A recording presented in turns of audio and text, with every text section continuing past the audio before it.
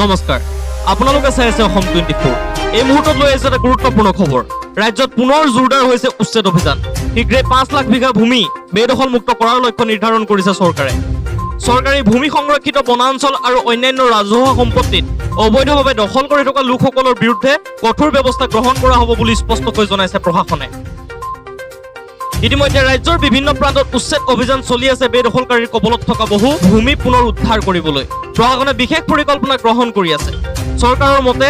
উদ্ধাৰ হোৱা এই ভূমিসমূহ কৃষি শিক্ষা স্বাস্থ্য বন সংৰক্ষণ আৰু অন্যান্য জলকল্যাণমূলক প্ৰকল্পত ব্যৱহাৰ কৰা হ'ব অৱশ্যে এই অভিযানক লৈ বিভিন্ন মহলত আৰম্ভ হৈছে তীব্ৰ আলোচনা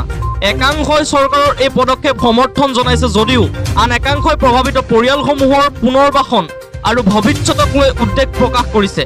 এনে পৰিস্থিতিত উচ্ছেদ অভিযান এনেদৰে আগবাঢ়ে আৰু ইয়াৰ ফলত ৰাজ্যৰ ভূমি ব্যৱস্থাপনাত কি ধৰণৰ পৰিৱৰ্তন আহে সেয়া লক্ষণীয় হ'ব এতিয়ালৈকে এইটোৱে ডাঙৰ খবৰ যে শীঘ্ৰে 5 লাখ বিঘা ভূমি হ'ব বেদখল মুক্ত বেদখলকাৰীৰ কবলত থকা প্ৰতিটো বিঘা ভূমিত চলিব উচ্ছেদ অভিযান আৰু এনে ধৰণৰ ভিডিঅ'সমূহ পাই থাকিবলৈ অসম 24 চেনেলটো ছাবস্ক্ৰাইব কৰিবলৈ নাপাহৰিব